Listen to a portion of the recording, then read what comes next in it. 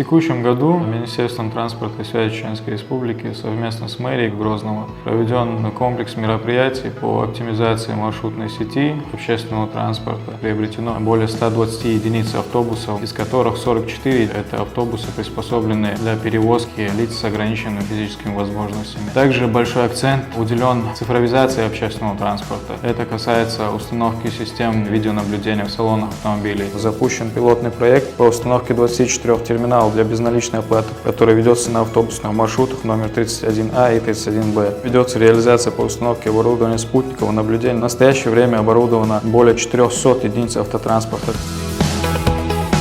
В целях повышения безопасности дорожного движения установлено и заменено около 3000 дорожных знаков. Проведены работы по расширению проезжей части улицы Угрюмова до 3 полос. В 2023 году в рамках госпрограммы «Интеллектуальная транспортная система» планируется модернизация светофорных объектов, что даст дополнительную возможность контроля очередности проезда транспортных средств.